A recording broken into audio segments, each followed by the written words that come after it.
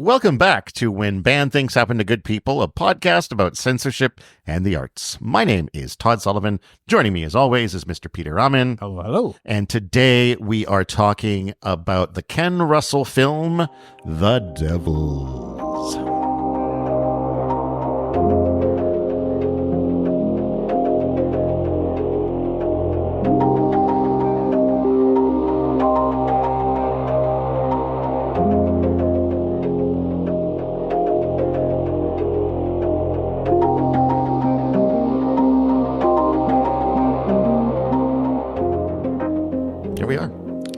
How you feeling?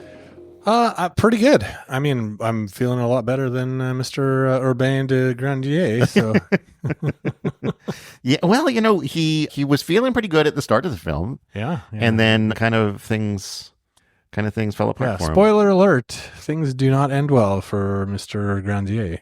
Indeed. Or father Grandier. I believe he's a priest. Yes. Yeah. The Devils is a film by Ken Russell. Who would he be best known for? Might be this. Other films I know he's made is a film called Altered States. Okay.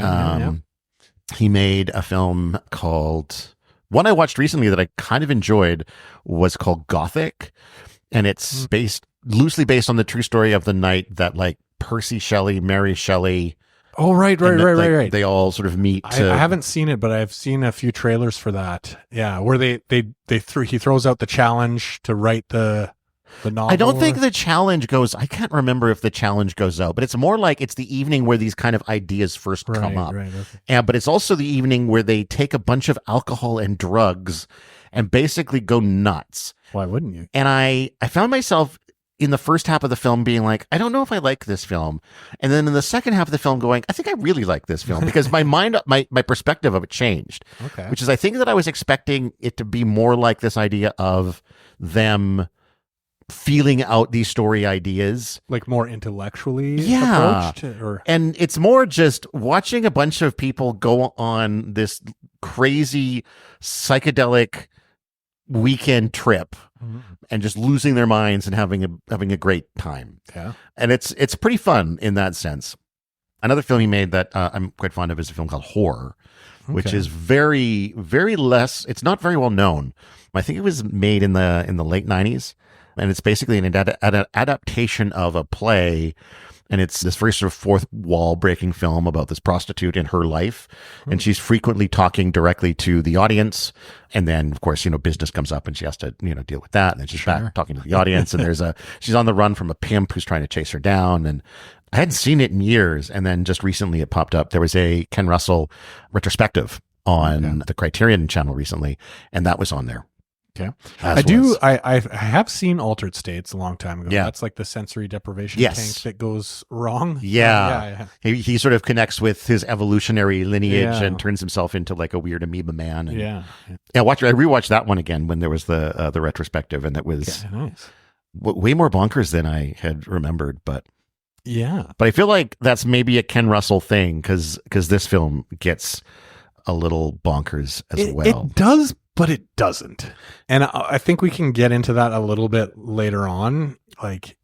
Because I want to start with the history and the banning of it and everything else. So let's get into that. Obviously, it really takes some shots at Christian kind of ideals and things. So it does. You can see why in certain scenes that would be quite controversial for sure within a church-minded audience. So that stands out. But why was this banned? So let's start with the production of it, which I think is interesting because it connects to something else we've discussed in the past.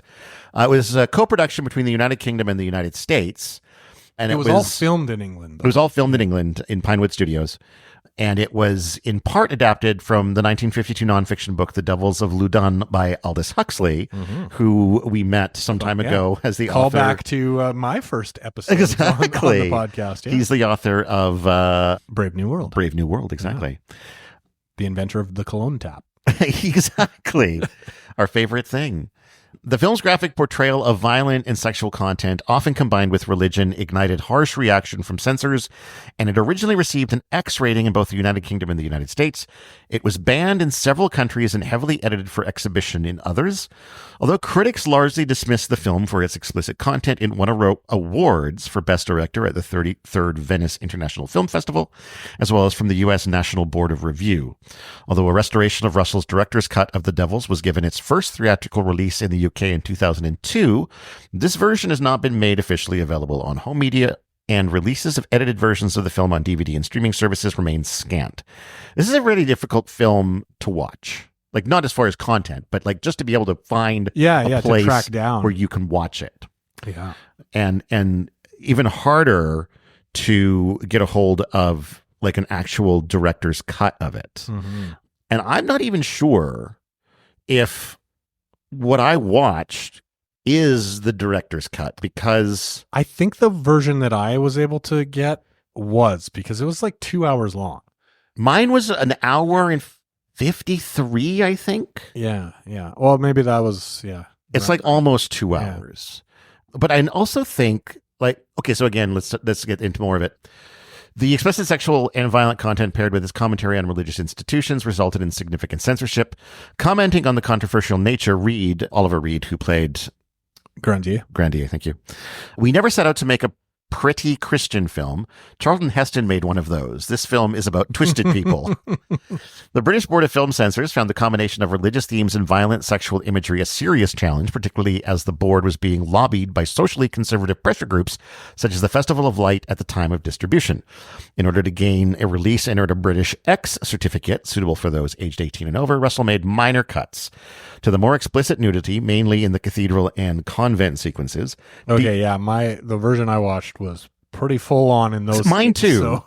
Details from the first exorcism, mainly that which indicated an anal insertion, which I don't think I saw. No, but it wasn't clear where it was being inserted. Right. So, yeah. Some shots of the crushing of Grandier's legs, which again, I don't think we saw. Yeah. No, that was all implied. Yeah. And a pantomime sequence during the climactic burning. Russell later said, Trevelyan's objections to my original cut were that the scenes of torture, such as the skewering of Grandier's tongue with needles or the breaking of his knees, simply went on too long. To him, these scenes needed only a few frames to tell the audience what was happening. After that, the sounds in their imaginations would fill in the rest. With the exception of one sequence, the Rape of Christ, which was removed in its entirety, all Trevelyan did was to tone down or reduce the scenes as I had cut them. Okay, I mean, the version I saw had a lot of when they tear down the crucifix. Yeah. And this is where I think that, like, so again, to talk about what's apparently in the director's cut that I don't think I saw. This is this paragraph here. The most significant cuts were made by Warner Brothers prior to submission to the BBFC.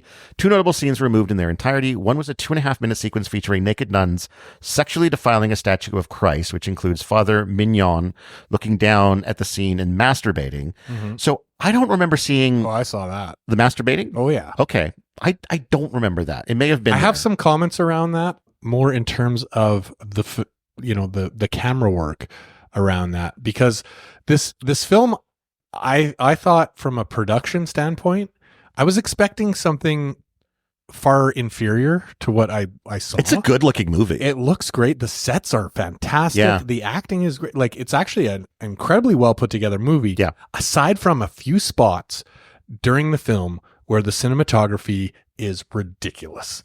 And like the zooms in and like that. And so that was one scene where he climbs up a ladder, which amazing ladder climber, by the way. It was like insane. And then he goes up into kind of the rafters in the church and he's masturbating while he's watching them defile the Christ statue. And it does some of those like in and out, quick in and outs. Maybe I did see that. It was just like the cinematography got a little ridiculous, which it knocks a little bit of the wind out of the sails and makes it a little more humorous and palatable, I think. But I don't know if that's what he was necessarily going for, but I mean, maybe not, but yeah, definitely there's a few moments in the film where the cinematography ends up becoming humorous. Yes. And really kind of, takes it down a notch in terms of the seriousness of what you're watching. And I don't know if that's intentional or not, but I do feel like that was a very Ken Russell kind of directorial choice to make with the zooming camera. Yeah. Like the quick zooms into the notes and the eyebrows and the, like, very, but very it also feels weird. kind of the era too, right? Because this is a 1971 film, and it feels like zooms were being used a lot in that era. Kubrick used a lot of zooms, and, I think. But the quick, like the in and out with some of the sound effects too. Like some of the sound effects were a bit weird bonkers. Sound effects where you're like, especially with the quick in and out zooms, and it's like, and you're like, okay, that's a little ridiculous. Yeah, you're not wrong. But yeah, so anyway, that particular scene did stand out for me because I remember a bit of that happening during that, where you're like, okay, you can see he's like masturbating under his robe or whatever, and then it does the zooms in on his face, and just a little ridiculous. So that was definitely in the version that I saw. I think maybe if it was removed in its entirety, I mean, then definitely the version I saw had I think but another thing that they mention is like the scene where at the end Mother Superior gets the charred bone. Yeah. And then masturbates with it. Yeah. Which I don't remember. Because I was thinking she definitely like fondles it. Like, and she kisses it. Yeah. I don't remember. And then I remember thinking that's probably what she's going to do. Well, exactly. Because then it disappears. Yeah. And it's out of frame. And exactly. I would expect it's implied that she might be. But the way it's described in Wikipedia is that she does.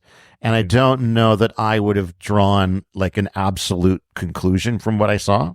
Yeah. Anyway, it is worth noting that, like I said, it's really difficult to find. It was on Shudder briefly. It was on the Criterion Channel briefly. And also in regards to the banning, the film remained banned in Finland for over 30 years until 2001. So Finland takes their religiousness seriously. But I mean, really, regardless, like it's definitely had the effect. I mean, it was a challenge to track down. Todd, I mean, if you didn't kind of have that file, that you were able to track down, it would have been really difficult. Thank the pirates out there, I guess. All right, let's talk about the movie then. Yeah. So it opens. Well, yeah, I wrote this down because we see this every now and then, but at the start of the film, we get a big red on black title screen saying this film is based upon historical fact.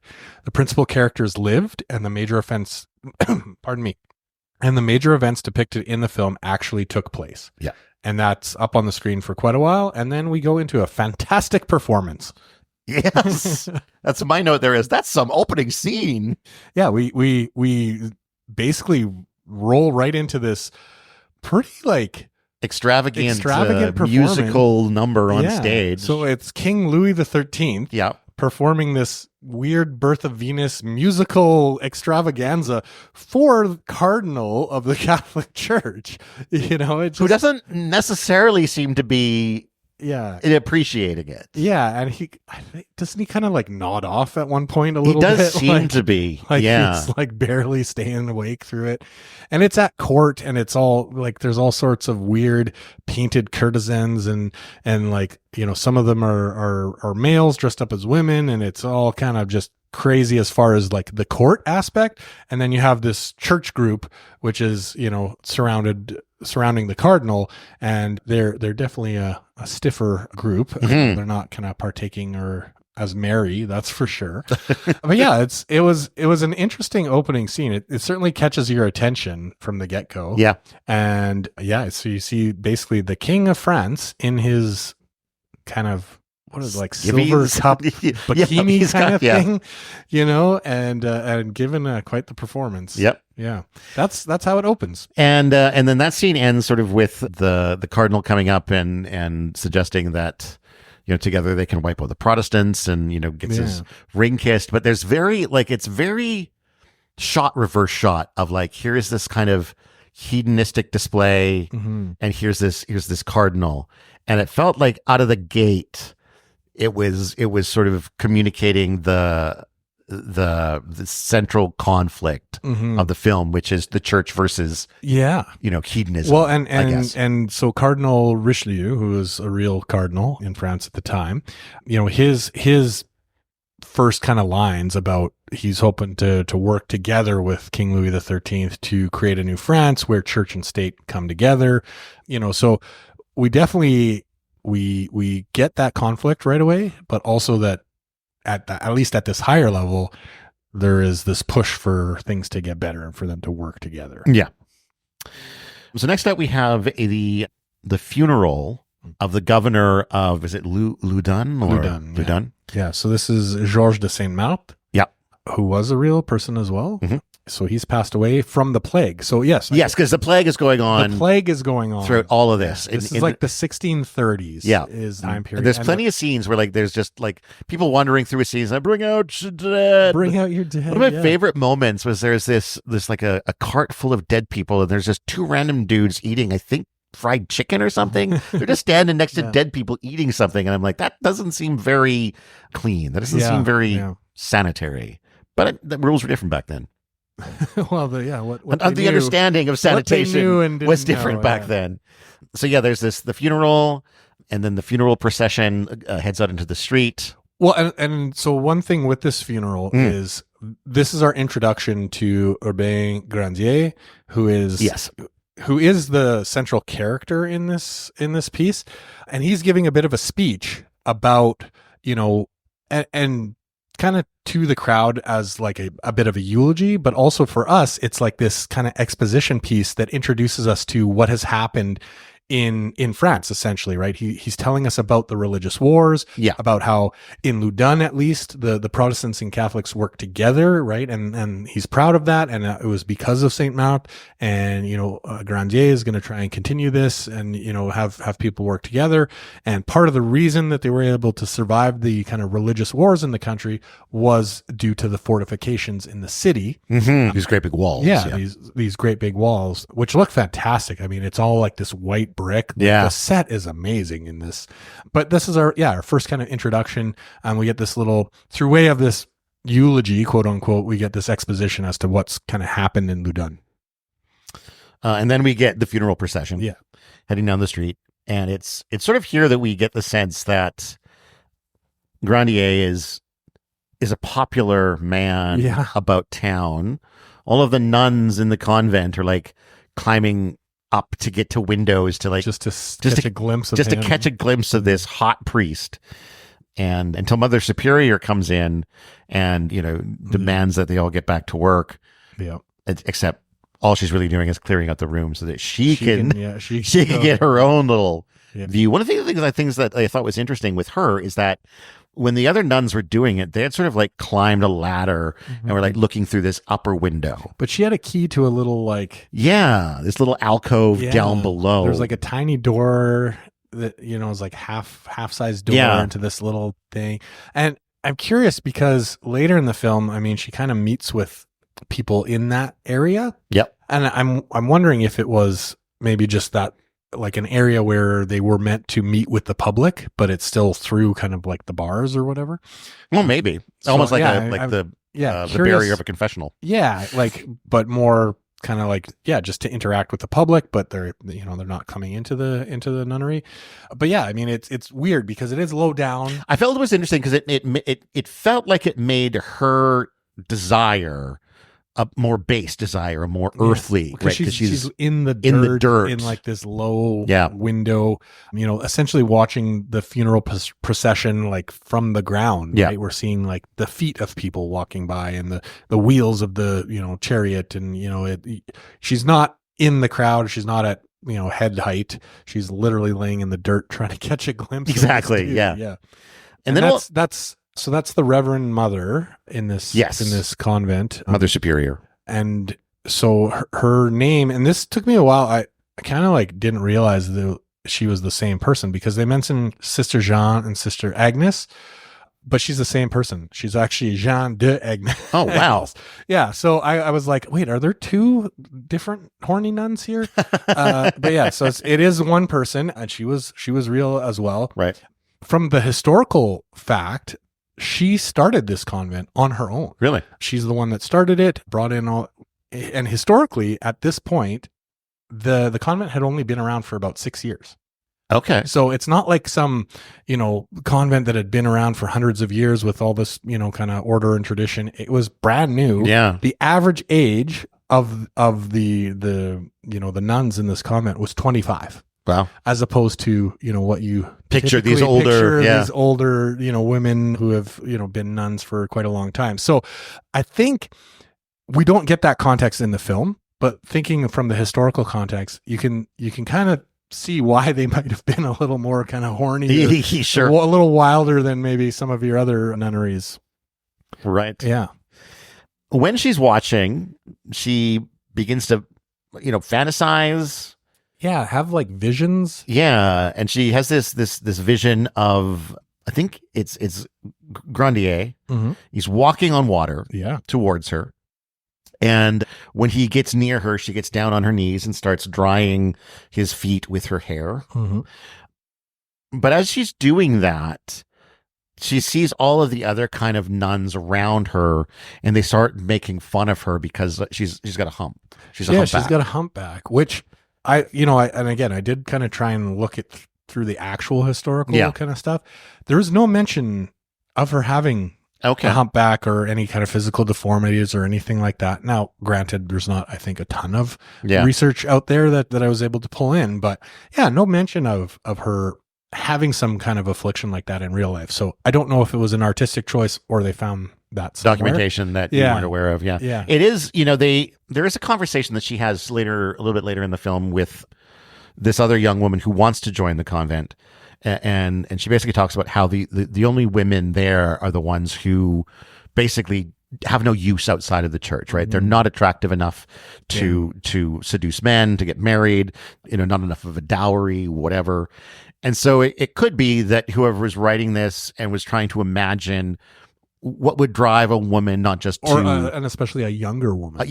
Not just to join a covenant like this, but to create it, right? Like she's so deformed that she's got to create a place for herself to go. The interesting thing, though, is that she does speak about herself as being beautiful in the face, and so she does think of herself as being quite beautiful. But yeah, she does have the hump that apparently people don't really like too much. Not too much. Yeah.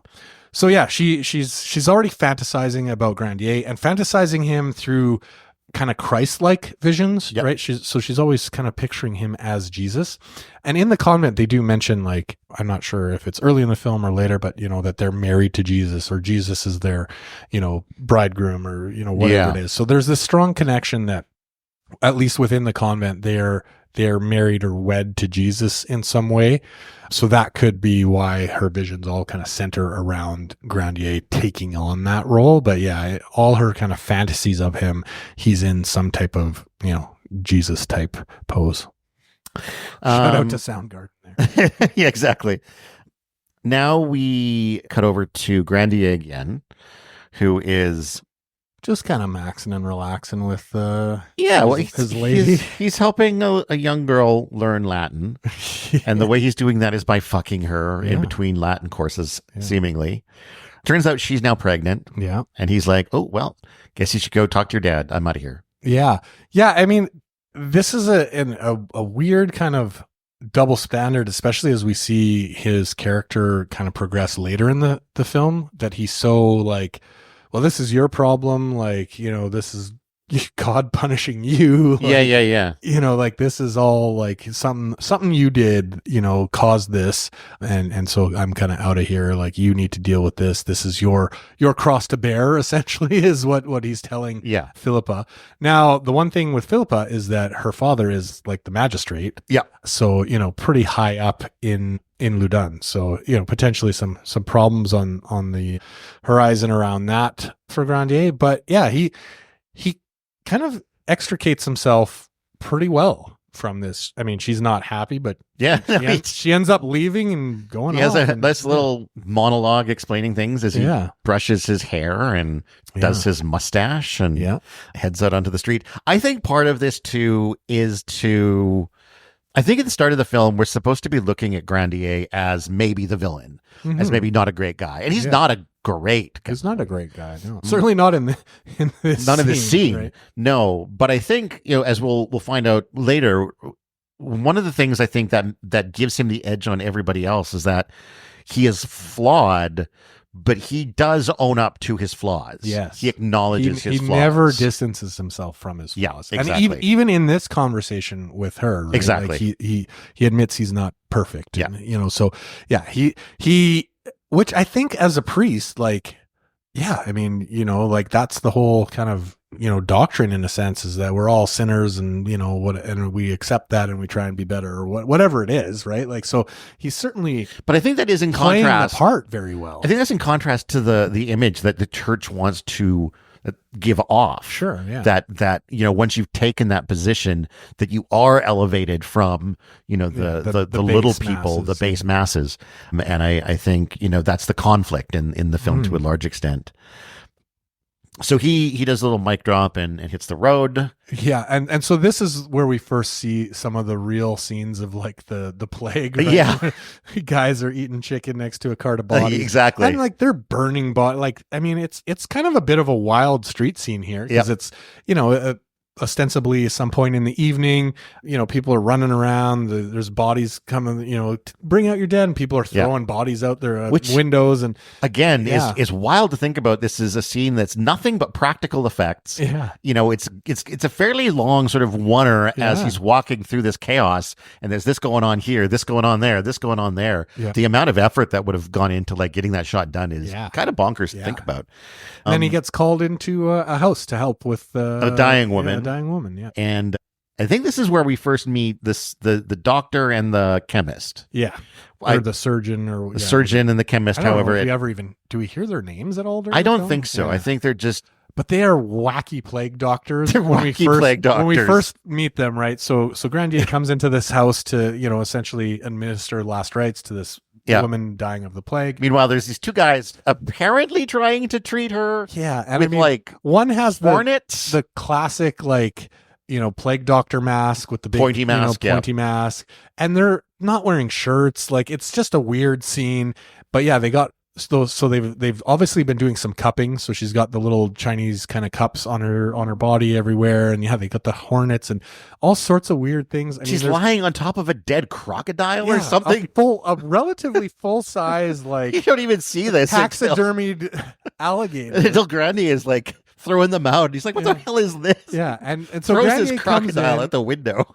Grandier comes in and he's essentially like, this is horseshit. This is like garbage science. And he starts throwing all their crap out the window and he picks up the alligator and throws it out the window and basically shoos these guys out, so that he can, provide some peace to this dying woman. Yep.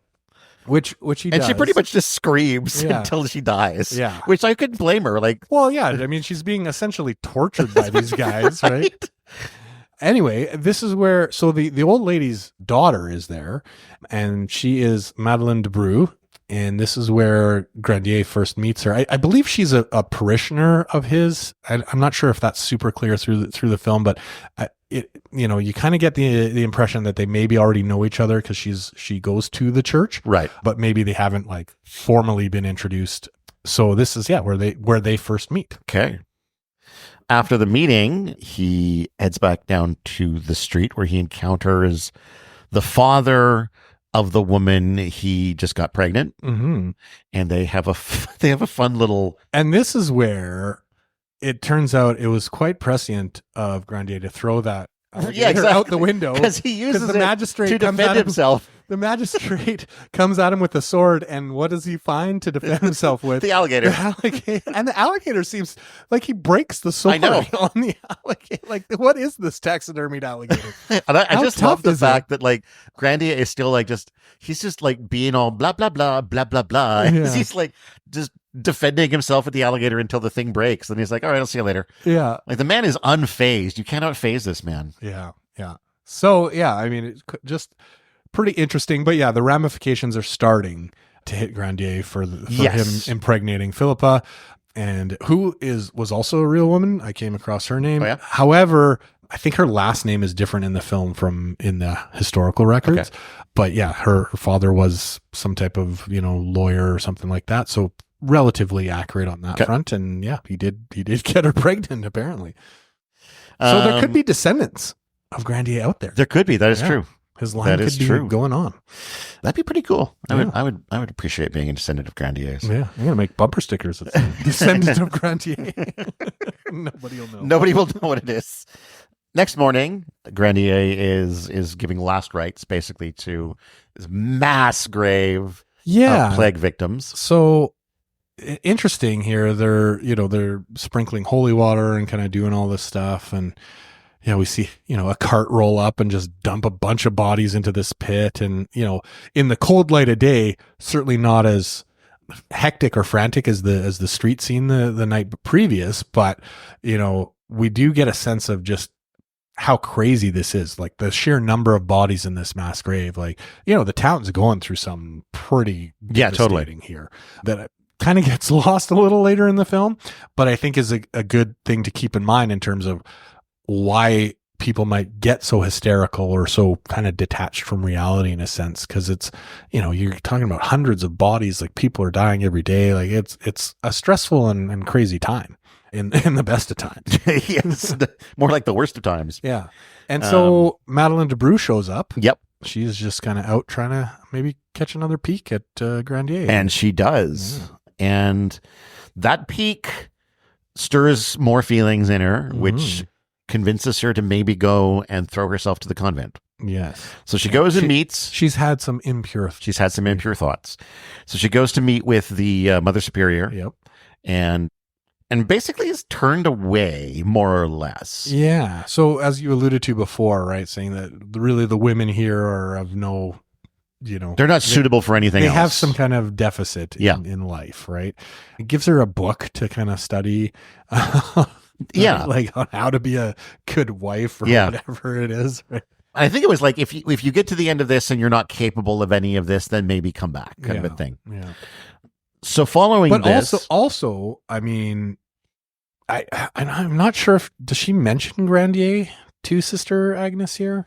Oh, I don't remember, but there could be a jealousy element. There could be a little bit there, right?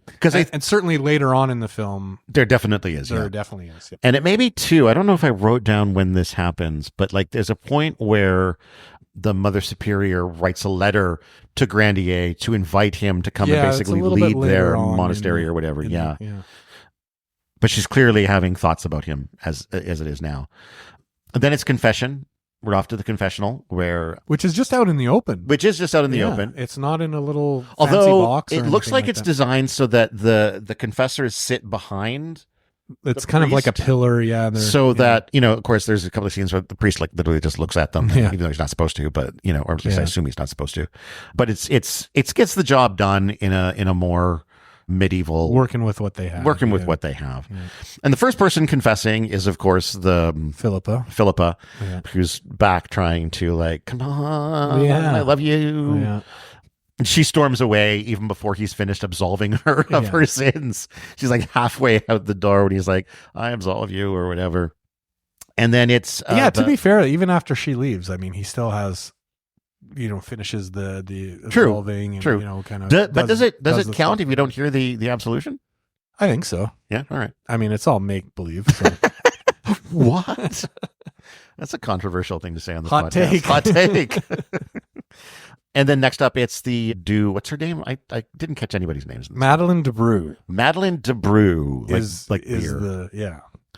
Debrue shows up to confess her own unclean thoughts. Yeah. Well, she starts by saying she's had the sin of pride and sin, another kind of sin. And then she kind of drops the bomb of the unpure thoughts, to which, Grandier is a little bit of a, he starts to pique his interest a little bit more there.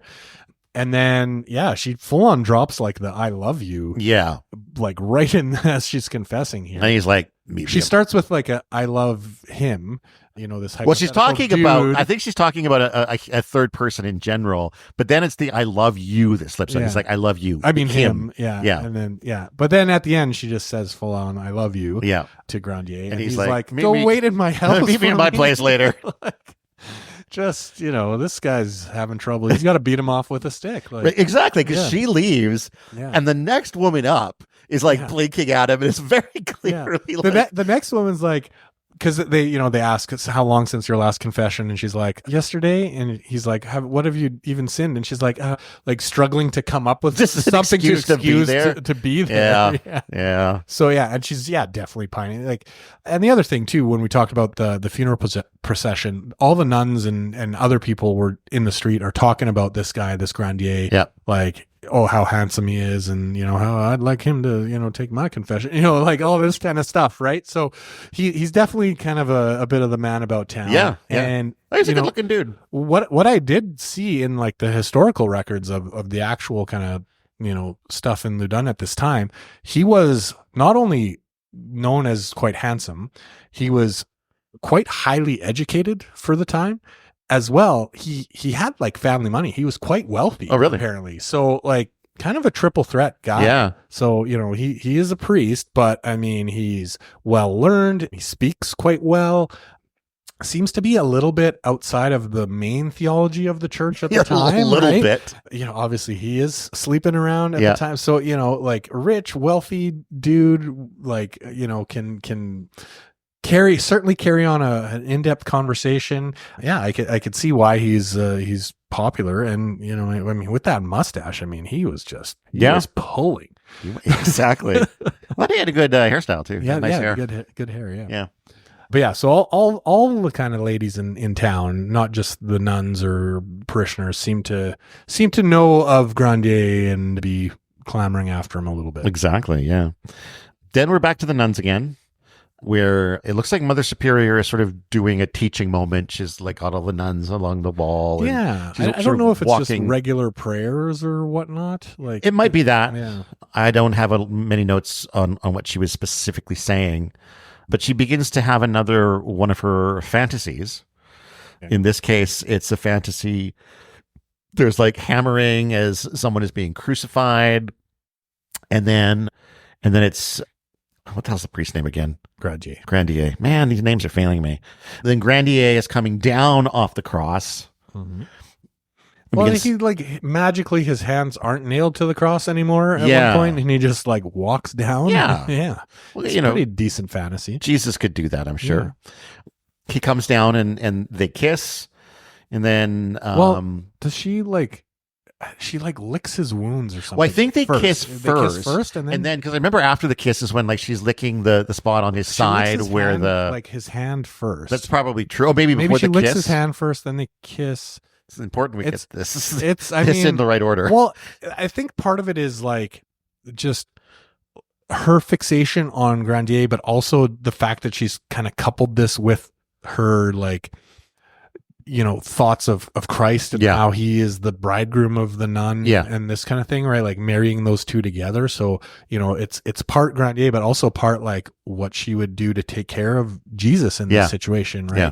So she's kissing the wounds, and then they kiss, and then she's like effectively tonguing his wound in the side. And I mean, it's kind of weird and steamy for her. And during this time, while she's having this fantasy, she is kind of going at her hand in her face with the rosary that she's holding. Yep. So she's like rubbing the rosary beads on her face and like really kind of in the throes of ecstasy around this fantasy. And when she kind of snaps back to it, she's realized she's been stabbing herself in the palm with the crucifix at the end of the rosary, and she's like really opened up her hand. Yeah. So when she snaps back to reality, she's got her own sort of wound of Christ there. I've wounded my hand in a similar way. But yeah, pretty intense vision here, or fantasy. Then we're back to Grandier's home, where Debreu is waiting for him to arrive. Yeah, and she's just sitting there praying, waiting for him to show up. And I think this is when they have their little conversation about the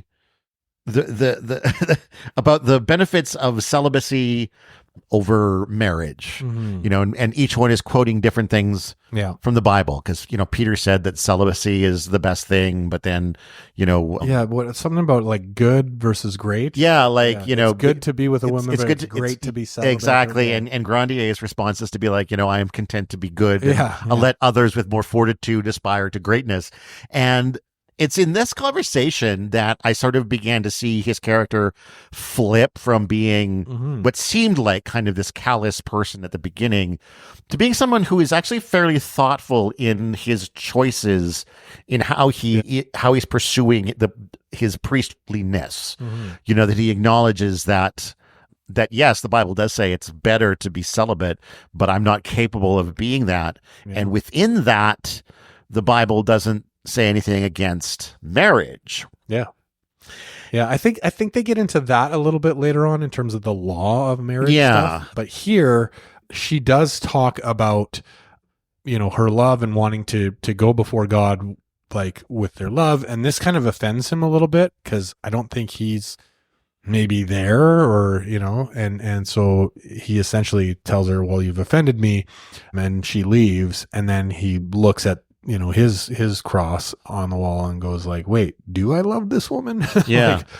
yeah. So she definitely maybe triggers something within him where he starts to think about this and a little more like, yeah, like, is this, you know, a woman that I'm going to pursue? Right. Cause definitely he has no shortage of women coming after him. Yeah. So yeah, he's kind of thinking about this a little bit more now. And then I believe we have, is it the Duke who shows up to... The Baron. The Baron shows up to start tearing down the walls of the city. Well, we actually, I think that's what ends this conversation is we hear like a loud bang out in the streets. And Grandier has to run out to sort of see what's going on. And there's these giant hamster wheel things. That are run by slave Protestants. Yeah. With bloodied feet. Yeah. And that's what's sort of beginning to tear down these walls. Yeah. And Grandier is sort of running through the streets saying like, who's in charge of this? Who's in charge of this? Yeah. And he finally the Baron speaks up that the walls are being pulled down by decree of the king. Yeah. By royal proclamation. As kind of a result of these religious wars between the Protestants and the Catholics. And, you know, it's an order across the land. So there's Baron de Laudemont is the king's, you know, representative here in charge of tearing down these walls.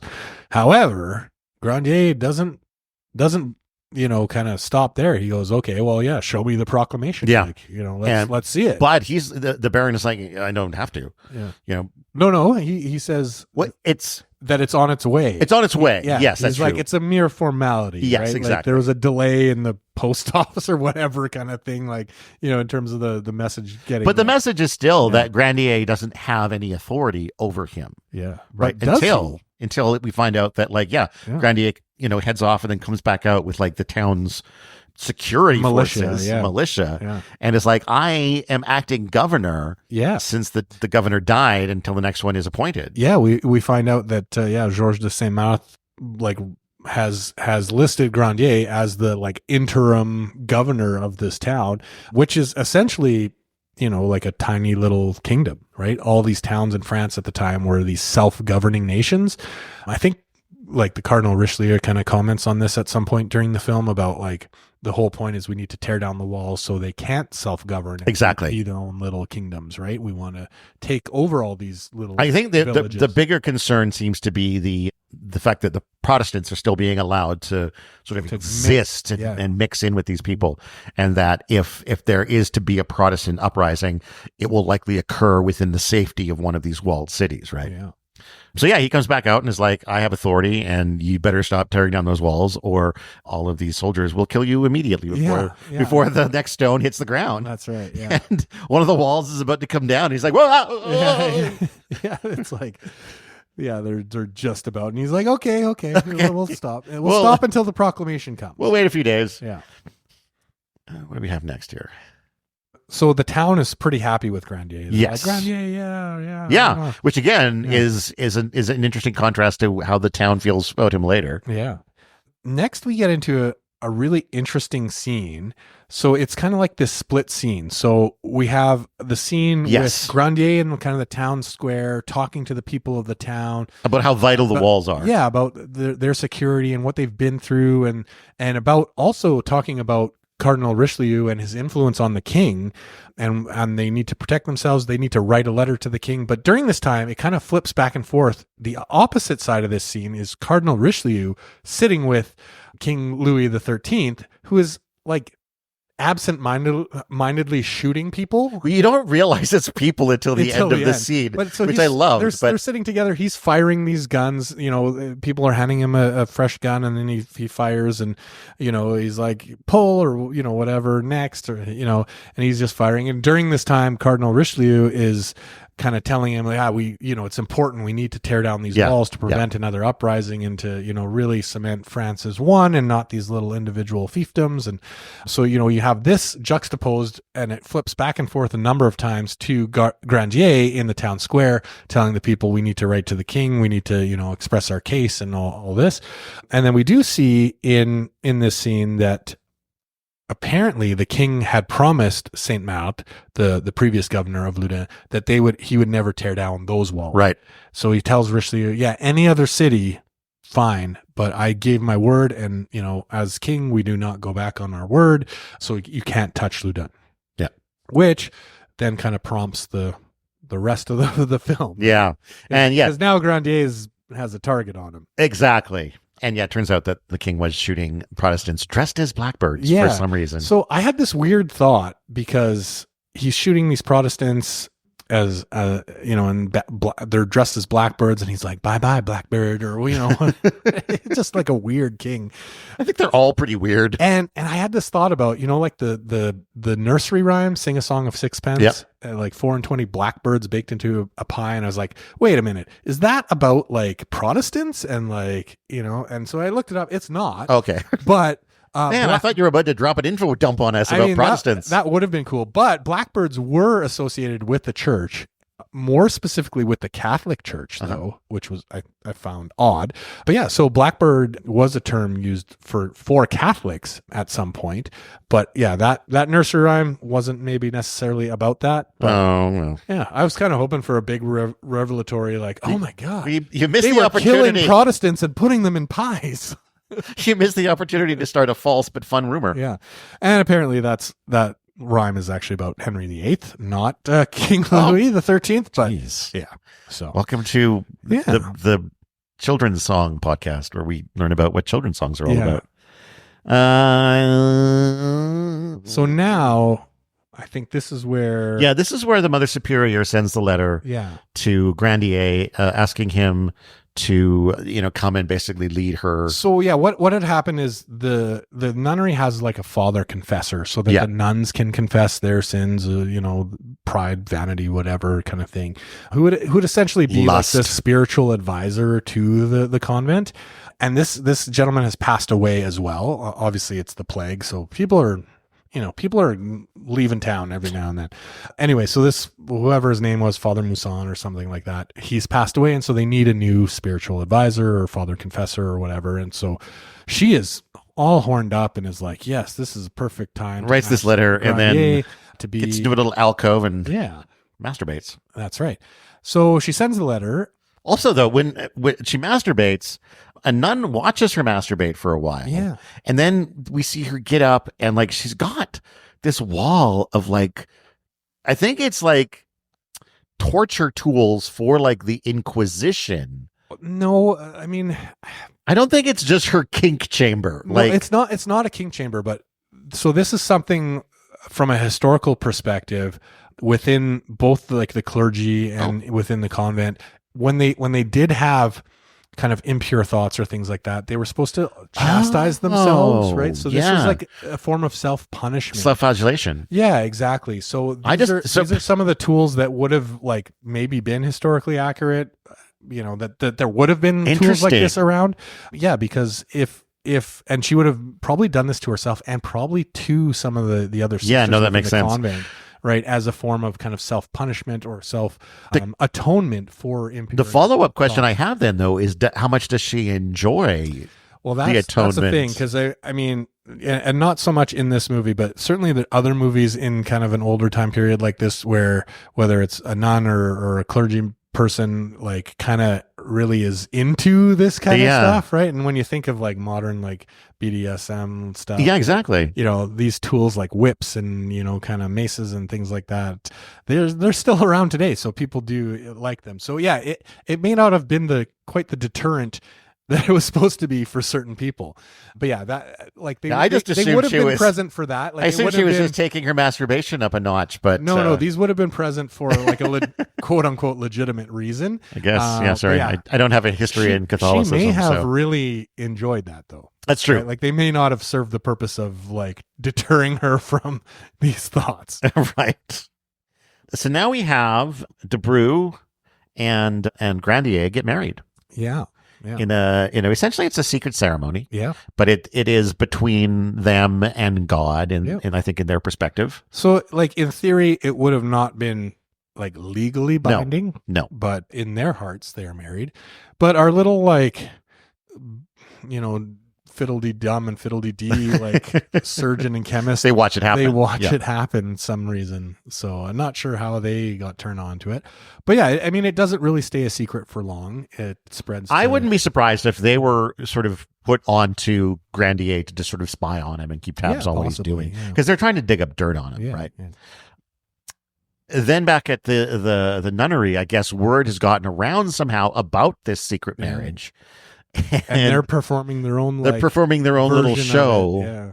Which is how Mother Superior kind of learns what's happened. Mm-hmm. She watches this impromptu performance of like one of the nuns is drawing a little Grandier-esque mustache on herself and kind of dressed up a bit like a dude. And there's this mock wedding and Mother Superior does not react well to it. She kind of like drops to her knees and is like overwhelmed with grief. Mm-hmm. This is the object of her obsession. That seems to potentially be out of her reach now, right? And she must know that it was Debreu who married him, because the next time she shows up at the nunnery at those gates again to bring this book back, she hands the book through the grating and Mother Superior just fucking gnaws on her wrist. Yeah, she bites her wrist or her hand. It's like around there, wrist and hand. But she grabs her arm and like she's not letting go. No, and she's like yanking on her hair. Yeah, like she's like literally just attacks this lady. Yeah, right. She's much jealousy is manifesting here. And then we get like the real turn of events here. So like, I think really unbeknownst to Grandier, because he didn't really know what was happening in the nunnery. Like he'd never been to the nunnery. But so he, being a busy man, he turns down the role of Father Confessor. So he sends this other guy, Father Mignon, to the nunnery. And so, he comes and, she's at the kind of the gates and she's like, "Who are you? Like, where's Grandier?" And he's like, "Well, he's too busy. So he sent me to be your Father Confessor." And so something in her just kind of snaps, because now she's like, well, how am I going to get Grandier? Like, if he's not going to be our confessor, I have needs. And so she kind of flips and she starts confessing to these dirty thoughts of Grandier and basically like how he's possessed her and this kind of thing, which now creates kind of the right ammunition for the Baron and his group of people that are trying to take down Grandier. So they send well, first there's a little cabal, right? So the Baron, the plague doctors, the surgeon, the chemist, the magistrate, like Father Mignon, like there's this little cabal of people working with the Baron, and they kind of convene and they're like, "Well, what evidence do you have?" Yeah. I don't like that. What do you got? Like, it's just kind of like trying to tap each group to see what he's like. "Well, your daughter's pregnant. I don't know if I can use that." Right. Like, "Oh, you saw the wedding? I don't know. It's dark." Yeah. Like, give me something good. And then the Father Mignon is like, "Well, this nun seems to be possessed, with these thoughts from Grandier." And he's like, "That I can use." Right. Let's focus on that. And so then they bring in Father Barret, the witch hunter exorcist priest. Who's a wild dude. He is a wild dude, man. So he comes in to sort of question her and calls for this rather torturous looking medical exam, which is done behind this curtain or, whatever, this barrier. Yeah. But sounds very unpleasant. There's screaming afterwards. A lot of it when we see like quote unquote exorcisms or stuff within this movie, there's a lot of screaming. Yeah. It doesn't seem very pleasant. Which I think matches actual reported exorcisms as well. Yeah. But I mean, how much of it was really anything to do with possession and just like how crazy painful the well, yeah, were, exactly. right?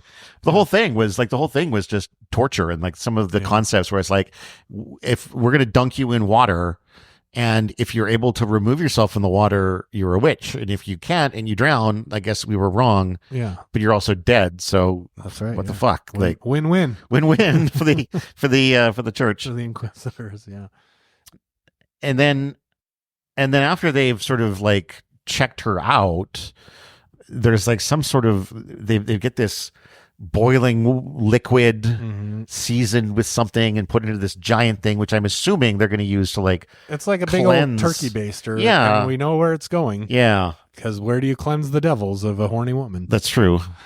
Yeah.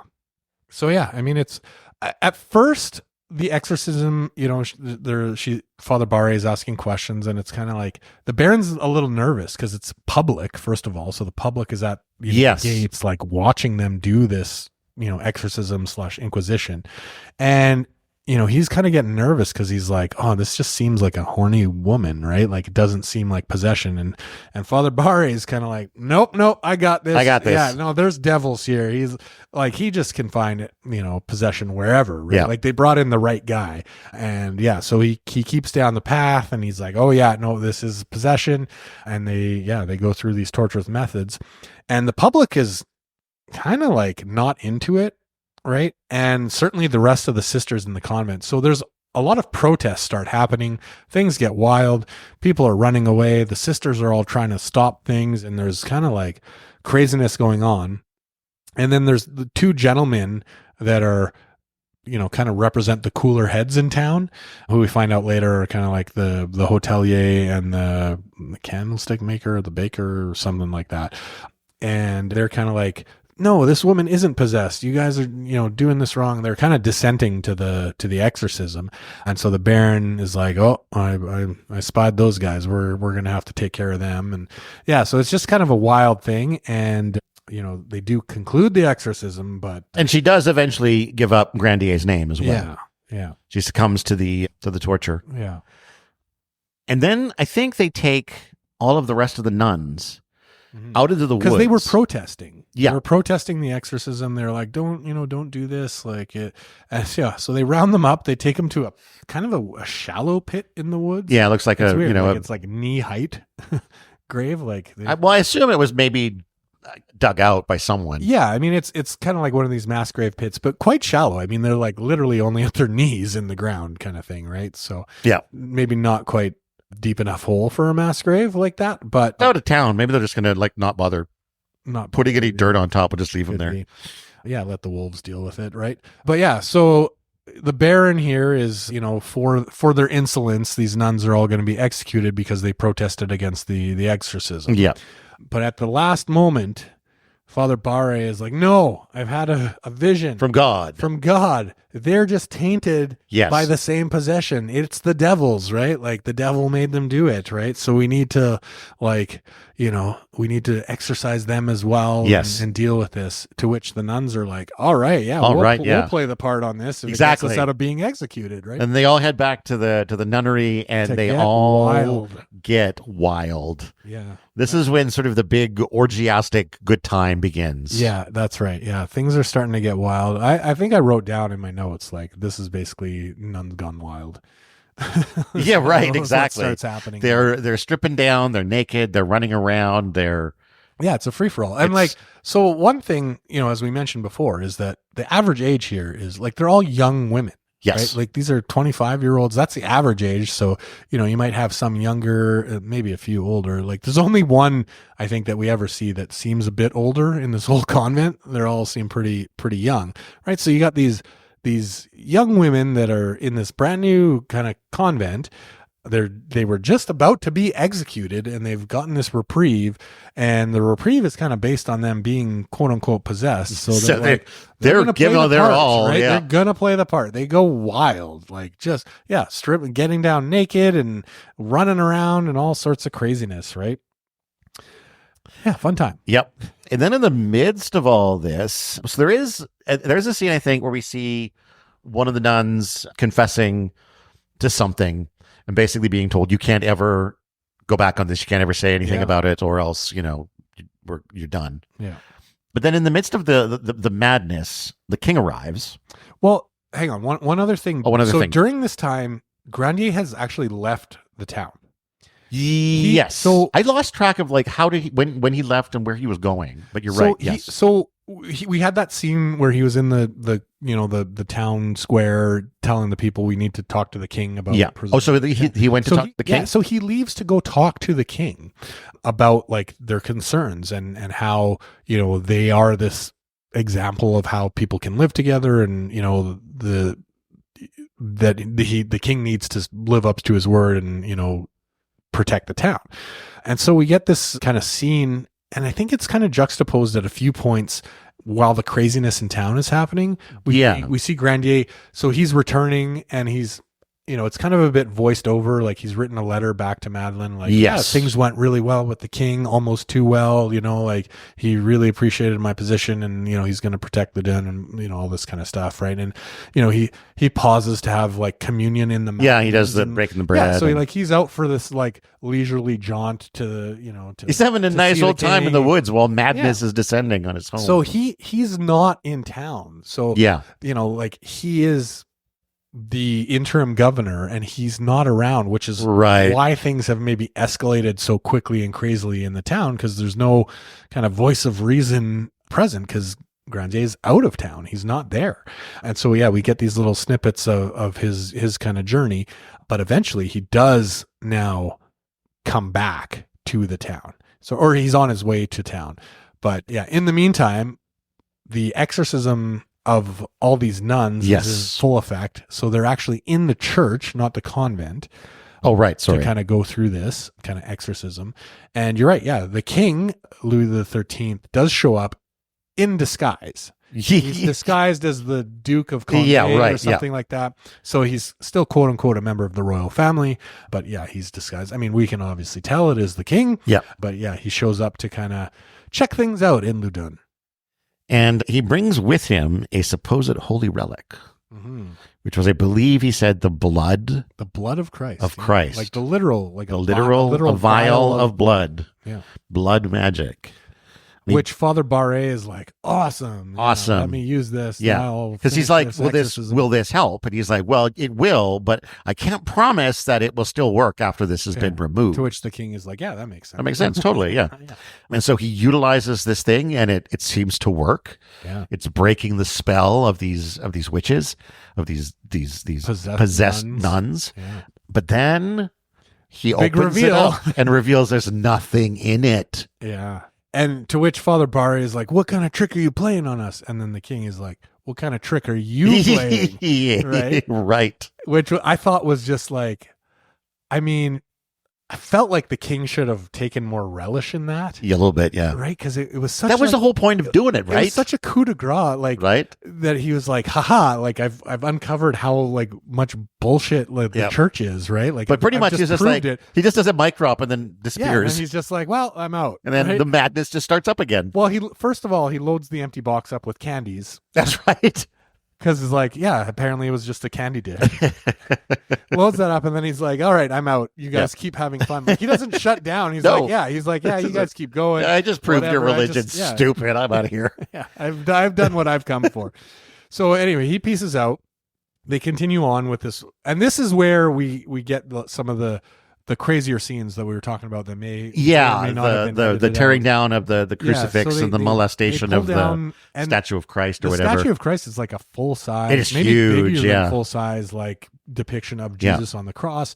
So they pull that down, they lay it on the ground, and it is defiled. It is defiled in a number of ways. Yeah. Also, during this time, one of the nuns is like straddling one of the altar candles. Yes. And licking it. Licking the flames and like rubbing the shaft of this candle. So it's a wild scene. It's a wild scene. Yeah, there's all sorts of stuff I think on. This would be the scene that probably most people would object to. Yeah.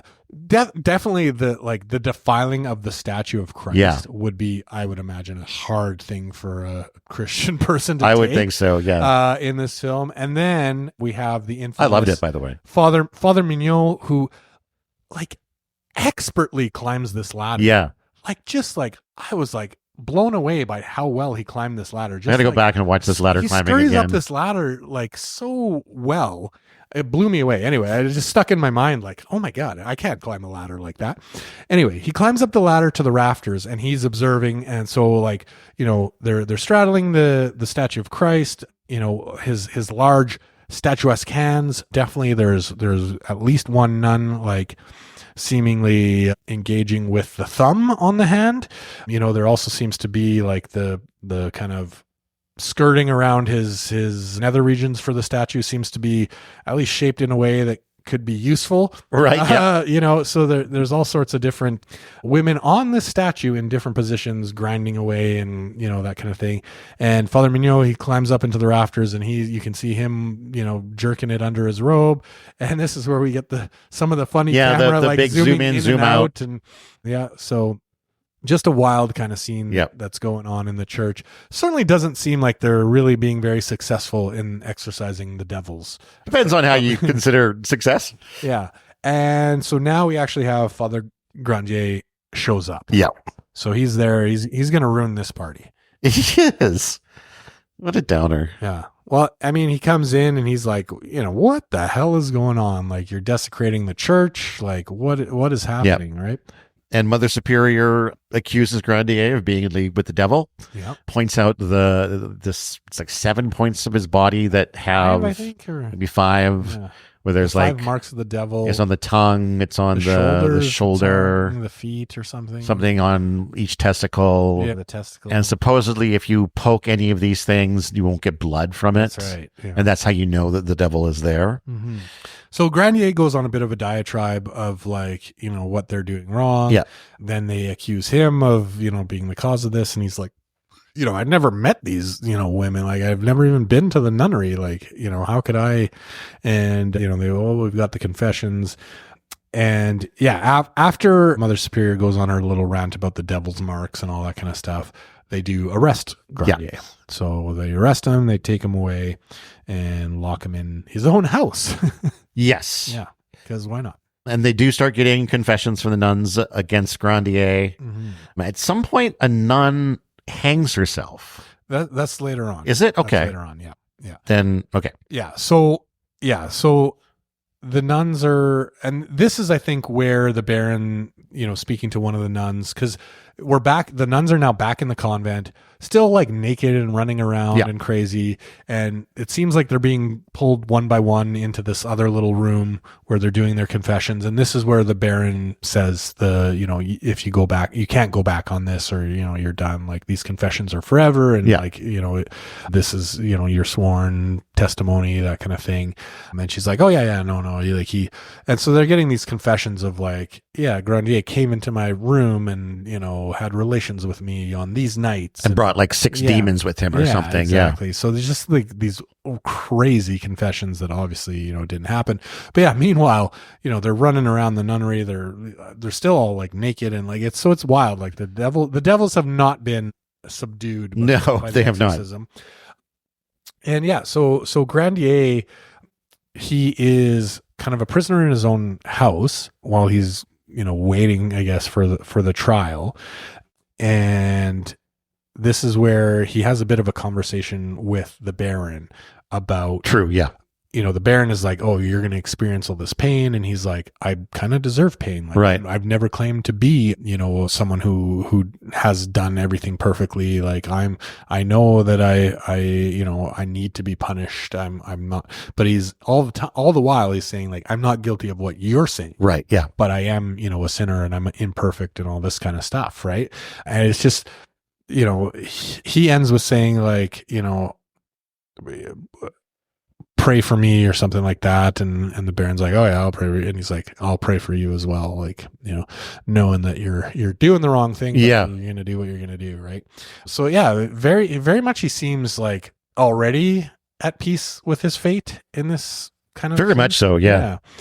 And my wife brought up a good point around this, that Grandier's life very much mirrors a lot of kind of like the Jesus story, right? In the sense that, he was this up and coming, prophet, and, like very much, grew the disciples, and everyone was, obsessed with Jesus. And then as the tables turned, and everyone was against him. Yeah. But he accepted his fate, and, he knew that that's what he was there to do and all that kind of stuff. So yeah, a very weird parallel there. Interesting. To kind of the Jesus story with Grandier, and the way that, he accepts his fate and still is like, forgive them or I'll pray for you. And, all refuses to confess to anything that he didn't do. Very much kind of in parallel with the Jesus story in some ways. So I thought that was pretty interesting, especially because my wife is not Christian. Yeah. I mean, sometimes. So to even like, I think sometimes you need to have that different perspective too, though, to even like think, like, I don't imagine a lot of Christians, maybe some would, but I feel like being open to the idea of comparing a non-Jesus person to Jesus is a pretty non-Christian perspective to begin with anyway. Yeah, they may not have necessarily gone there. But there's very clearly, even in just the Mother Superior's fantasies, this film is drawing parallels between the two people, right? Yeah, for sure. Can we talk about the hung nun now?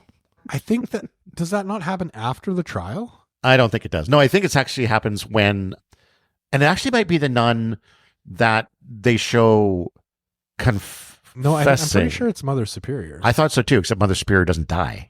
Well, and neither does they pull her down. Oh, I thought she was dead. No, they pull her down and they're like, she's still breathing. Oh, I missed that. Okay, well, never mind then. It wasn't Mother Superior. I think it happens after the trial. I don't think it does. Or during, maybe? I don't think she's upset with what she's done. And I think the only way that she would be that upset is because she, there's been now real consequences. No, I don't, well, maybe, I don't know, but it's not in the order of my notes. Okay. Yeah. Sorry. So I'm just looking in my notes. So yeah. So he is arrested, and then they do some of these trials. So they're like poking his tongue. And they do poke his tongue, and it's bleeding, by the way. It's clearly visibly bleeding. And then they're like, oh, no blood. Mark that in the notes. Exactly. It wasn't bleeding. Yeah. So it's during this time that Sister Jeanne d'Agnes does try hanging herself. And I think part of it is that she realizes the like torture and stuff that he's going through now that he's been arrested.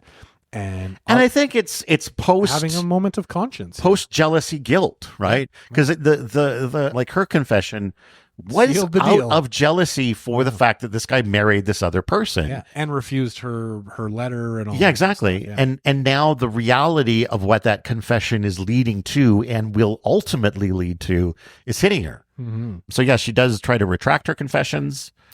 That doesn't go. Yeah. So then we get into the trial. Yeah.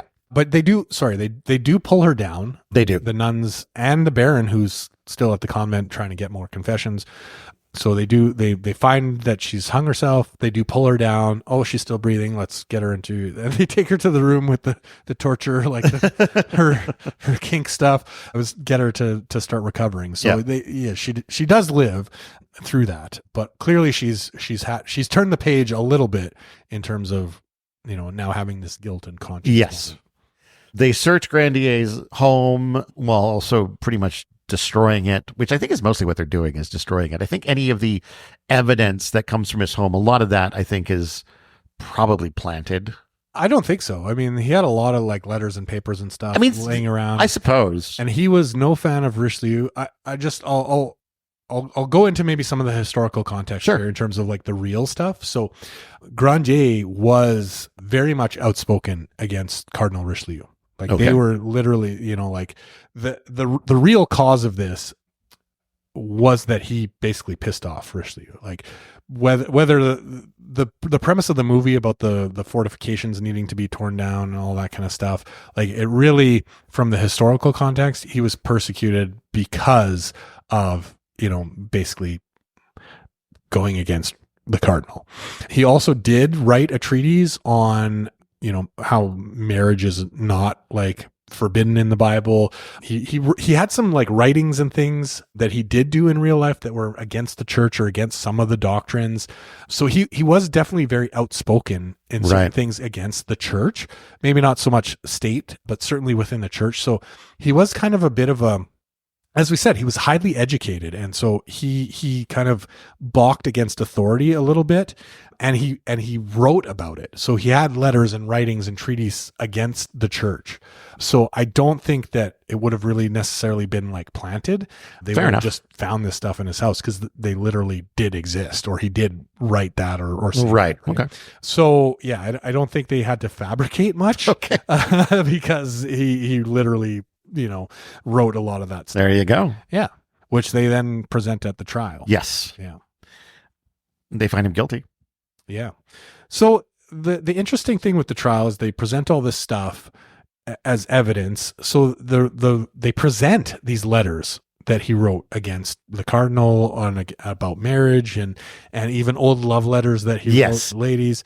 And, he owns up to all this stuff. He's like, yeah, that's totally me. I was a young fool at one point, and why not keep these young love letters to remind oneself of one's folly of youth and all this kind of stuff. Yeah. I'm outspoken against the church. So he admits to kind of all this stuff that we know is the real reason he's being persecuted, but he never confesses anything as far which as, I think is the sham kind of trial that's going on, which is about possession and devilry and magic and this kind of stuff. He never ever confesses to any of that, but he openly admits that, I was against the cardinal and this, and he at one point does say to the tribunal, like, we all know why I'm here and why you're here and what the, verdict is going to be.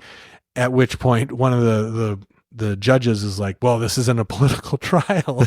And we're like, well, clearly it is. Yeah. Right? Like we see that, but yeah, just very funny that he admits to all this stuff that they're, actually, really there for, but refuses to play along with their sham games. Has no issue confessing to his own failings, the ones that he actually has had, but will not confess to any of the, and again, I wonder whether or not, that is maybe part of where the Mother Superior's guilt came from too, is that she was inventing these confessions to get at him. Mm-hmm. And then when he's given the opportunity to confess to, either get a faster death or to avoid torture or any of these other things, he won't. Yeah. He sticks by the truth no matter what they throw at him. Yeah.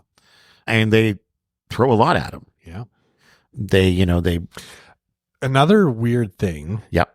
I don't know if this was a thought that stuck in you, is that the entire, panel of judges, KKK, they're dressed in like KKK uniforms. Like, so I'm not sure. I didn't research this as far as the historical accuracy of, like, were these inquisitions? Is that how they dressed? Obviously, you want anonymity to be on, this panel of judges. But yeah, it certainly, stuck in my mind as like, well, is this where the KKK kind of uniform comes from? Is this like religious trial uniform? Was that passed down? Because certainly, giant white cone white cone hoods and white sheets, and it was a very anytime you see that on a film, you're like, what the fuck is this? But so they do find him guilty of possession or being a magician or whatever the bullshit, a sorcerer was. And then they continue to torture him for a bit to try to well, they're not happy with just him being guilty. No, they need a confession. They want a confession. Yeah. Right? Because that legitimizes he's going to be executed. That legitimizes it for the eyes of the church. That he confessed. Yeah, I did this. He won't confess. So and I love the moment when the Baron or whoever goes to him and is like, do it for the church. Yeah. Right? Like, you're nothing. You're nothing. That's an interesting scene. So after he's been read that he's guilty, they take him away, and then so he has to be shaved. Yeah. So they shave his magnificent mustache and hair. So now he's just, kind of like back to his birthday suit, essentially, right? Which is part of the punishment. And then they get him into this torture machine called the boot. Smash up his... Essentially where they've crushed his legs in this kind of like wooden torture box. Yeah. I think it was called the boot. And they hammer his legs. So they break his knees and break his legs. And we see a little bit of it. There's scenes of it. Like you said, I don't think we actually see any contact. I don't think so. But we see the bloody legs, and then we see separately like the swinging of the hammer, and I don't think we ever see like a direct hit per se, but we certainly, there's shots of the bloody legs in this torture device for sure. And he gives some good torture screams for sure. Yeah. But this is the moment where the Baron is saying, like, yeah, just end this, right? Confess, do it for the church. Like, think of the legacy, think of peace that you would bring to the land by not, making the church look weak on this. Exactly. And, all these weird and playing to the fact that he still is a person who has a connection to the church, still obviously believes in God, has influence in the town, and they like to play on that side of it just seemed so creepy. There was some ick there. Yeah. Yeah. But I mean, obviously we see why the Baron and who is the puppet of the Cardinal wants this, right? And are pursuing it so hard. But yeah, definitely. I mean, they accomplished their mission, like they took Grandier down, they're going to execute him. He's going to be out of the way. There'll be no more opposition.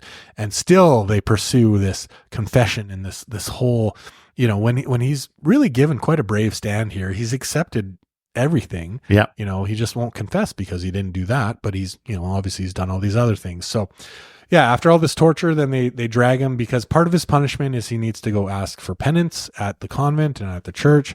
So they drag him through the town. They take him to the convent where, he's supposed to ask for forgiveness, which he doesn't do. They dump him out of this little cart that they have with his broken legs. Yep. Right. And, he's like, okay, now, confess or, apologize or whatever. And he's like, no, but I will pray for you, for which really, I think, because Mother Superior is there at the gates. And I really think that hits her again. Yeah, for sure. I will pray for you. Right. Like I know what you've done. Yeah. And my conscience is clear and I can pray for you. Yeah, exactly. You know what I mean? Yeah. So it's another little, turns out being like a shot at the convent again. Yeah. We don't see the church part where he was made to confess there. It then just, we flash to the scene in the marketplace or the town square where he is meant to crawl to his own funeral pyre. Yeah. And all the while he's like crawling along this platform to where he's supposed to be burned alive. They're banging his legs. Like they're kicking his legs. Yeah. That they broke just for some extra suffering there along the way. Exactly. Yeah. Don't want you to have too much non-painful moment before being burned to death. So one of the executioners while he's going up is like, don't worry, I'll choke you. I'll hang you first. Like we'll choke you to death first before it's kinder that way. It's a quite a significant mercy at the time apparently. And I did in the historical stuff that I looked at, this definitely did occur. Oh really? Where the fire sprang up too quick and they couldn't do that. Well, also he was though burned alive. Not the Father Barre or was it Father? No, the skinny masturbating priest. Oh, Mignon. Yeah. He ties up the noose. Yeah. He gets what was supposed to be the noose. Oh, right. Yeah. So and he's like, he does. Yeah, exactly. And so then the guy tries to make another one. And by the time it's made, the flames are too high. So yeah, the attempt to hang the guy prior was sabotaged by Mignon. Yeah. Yeah. Which I don't think from like the historical. I think it was but just narratively in the film, I thought that was interesting. Yeah. Which is weird because after I think Mignon has a little bit of a turn of conscience, but certainly in this kind of climax of burning the Grandier alive, they're all on board. The Baron, the Father Barre, Father Mignon, like everybody is right into it, right? And Father Barre is just wild here, right? Where he's screaming at him to confess, but also that he's going to kill him and waving the torch around and like just wild, right? But yeah, so even under this, Grandier is, I'll pray for you, for, kind of the Jesus narrative. Forgive them, they know not what they do. Exactly. Kind of stuff. He offered mercy, but gets none essentially, and does end up being burned alive at the stake. And yeah, it kind of, is an interesting thing where we see like, I thought it was well done for 1971 for sure. Like, you see the flames on the screen where it's like Grandier looking at these other characters and they're talking to him or whatever, and it's like the flames are getting higher kind of on the screen. And I thought it was really well filmed in this kind of aspect of like Grandier struggling through this, trying to stand strong and forgive them and stick and to his also principles, right? encouraging them to fight for their freedom in Loudon. Yeah. And like not to let the walls fall and sort of all of that. He, even in that moment, he's still concerned about the people there. He's shouting to the townsfolk to fight against the church, essentially. Yeah. And I think for the time too, pretty decent makeup as he's burning, because as his face is sort of bubbling and then he gets a bit more blackened and yeah. And as soon as he's essentially dead, there's no time wasted. The Baron's like, hit it, guys, and they just blow up the walls. Right, exactly. Like, immediately. Like, not even no thought to placate the townspeople. Exactly. Yeah. We just like, Grandier's dead, blow it up. Yep. Like, and there's still been no proclamation from the king or anything like that, right? He's just like, well, we killed the governor, so let's blow up the walls. Yeah, just pretty crazy there, where it's like, and it was immediate. Like the funeral pyre, like it's still burning, right? Like he's just, like his head has just sunk down, and they're like, boom, blow it up. Yep, it's pretty crazy.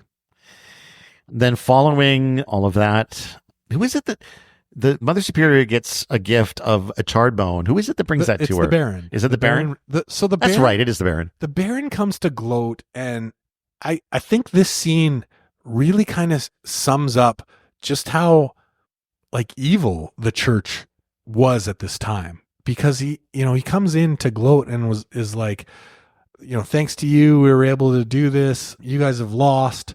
We've won.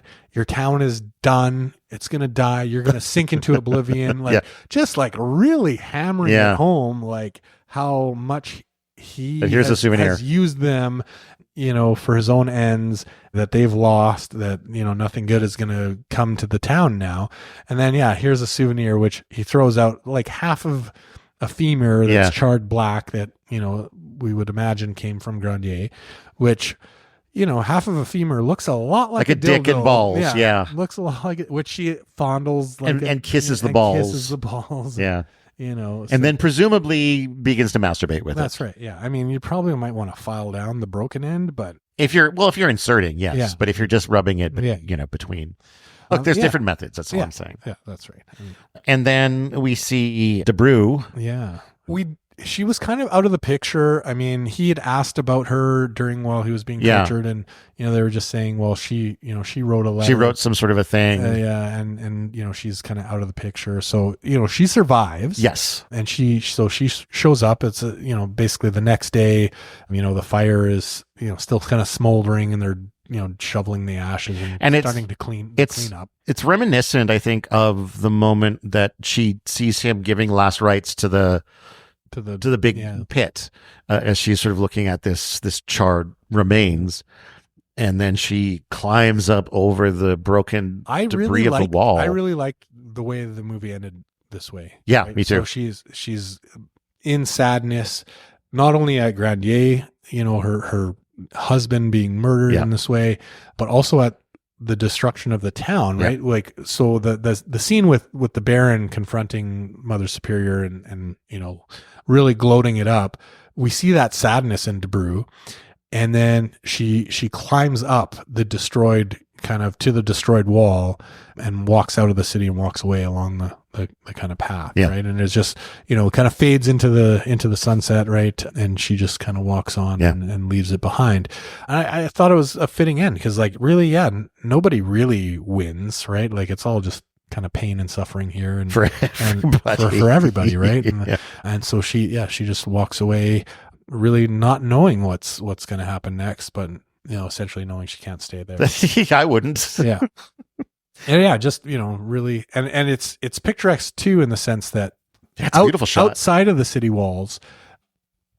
After the religious wars, there's these giant kind of poles with cartwheels with the bodies of Protestant, like, well, we don't know, but they're dead and they're on display. Yeah. And these are like lampposts along the road, essentially, these reminders of the religious war and who lost. Yeah. And so she's walking through that as she climbs out of the city and leaves it behind.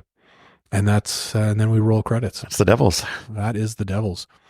So, I mean, I I really liked this movie. I really enjoyed it too. I thought it really, really presented a very honest view of the church and the political kind of machinations at the time, right? Like the cardinal praying on the ear of the king, working to tear down these fiefdoms and exert the influence of the church. And like it was very much apropos of the time. Yeah. Coupled with taking advantage of the plague and of the hysteria around, young women and all this kind of stuff, and forcing like very much an indictment of the church at that time, whether it's France, England, wherever in Europe. And so I think there's like a lot of historical merit.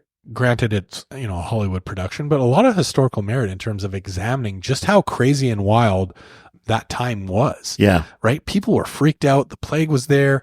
People were, accusing people of being witches and possessed and all this kind of stuff. And it was just wild. Like the Father Barre character, who I couldn't find as actually the person historically. It seems like there may have been somebody else that was kind of the Inquisitor, but he was this wild man who believed it so much that he made it. He was manifesting possessions out of nowhere, right? And like that, I think certainly is how a lot of that happened at the time. There was a lot of other, especially in that like 1600s, there were a lot of other cases of possessions and things happening in other towns through France and through Europe. So it wasn't like it was anything that, on a macro level, people would be getting bent out of shape, because this was happening everywhere. It wasn't just Loudun, that where this was happening. So I think the film does a really good job of kind of portraying just how crazy wacko the world was at that time, and how people would just do this and get away with it. How you could be encouraged into that kind of... How you could take a nunnery and convince them, well, we're either going to execute you, or you guys can play along and just go wild. Have a bunch of orgies and confess to satanic shit. And they're like, okay, yeah, we'll do that. Yeah. You can see how it could happen, especially from master manipulators like the Catholic Church, like that. Yeah. Right. And to me, the contrast between, the church as this monolithic entity that is just interested in growing its power versus an individual within the church who is trying to do some good, who is trying to be a force for positive within his city. Even if he's a flawed person, he's owning up to his flaws. Pretty good Latin tutor. Pretty good Latin tutor. That's exactly. Yeah. But yeah, I mean, a really good film, which, I mean, obviously, yes, there's stuff that if you're a Christian or, you're a little sensitive, there are going to be some scenes in here that are tough to take. And then as I remarked before, there's a few times where the cinematography is a little goofy. Yeah. But aside from that, I mean, the production value on this movie is incredible. Yeah. The sets are amazing. The time period, it looks fantastic. Yeah. The acting is actually incredibly solid. Yes. Like Grandier so is good. Amazing. Yeah. Debreu, I mean, she could have maybe have been more prominent, but she, I think, carries off everything quite well. Yep. I thought the Mother Superior, Vanessa Redgrave, was really good. Amazing. Yeah. Amazing performance. Like very nuanced too, with that,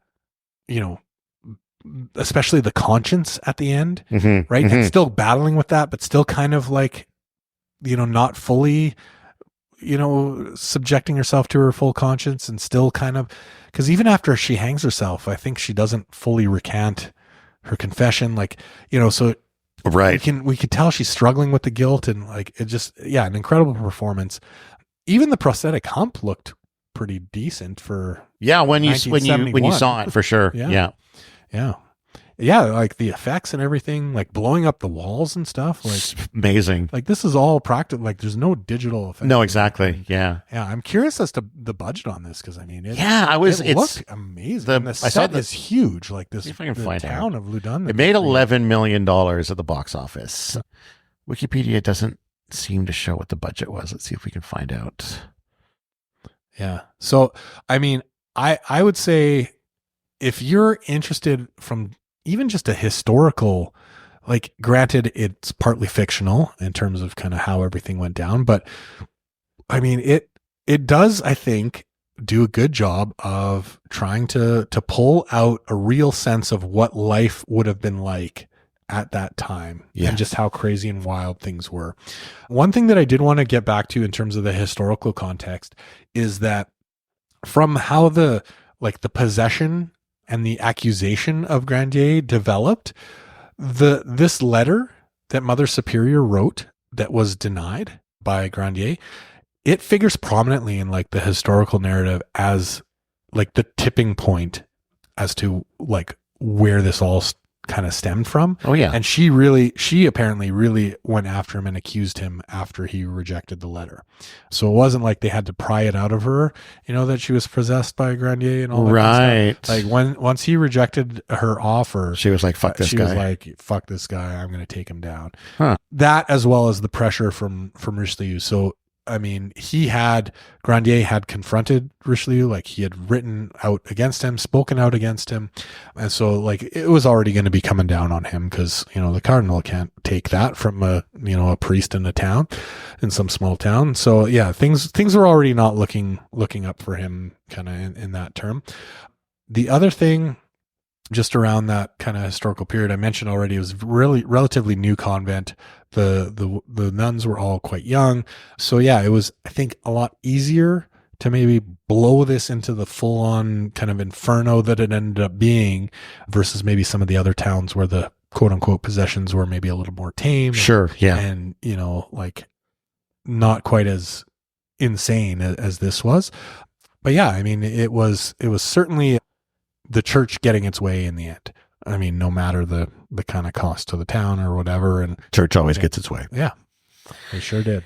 I think it's too bad that it's so hard to see this film. I think I would love to see a true like restoration. There were definitely points I felt in this that I could see when we were seeing scenes that were cut and re-added because the quality of them wasn't quite as good. Yeah. They're definitely like, reels that somebody found in their garage somewhere or something. Yeah, not stored properly. Yeah. So again, very much like, much of Cocksucker Blues, that sense that this is weathered a little bit. Yeah. So yeah, it would be nice to, if there's any chance of some sort of a proper restoration of it, because it's a beautiful film. Yeah. Visually at least. And I would say it's maybe the most, of the Ken Russell films I've seen, it is probably the best looking.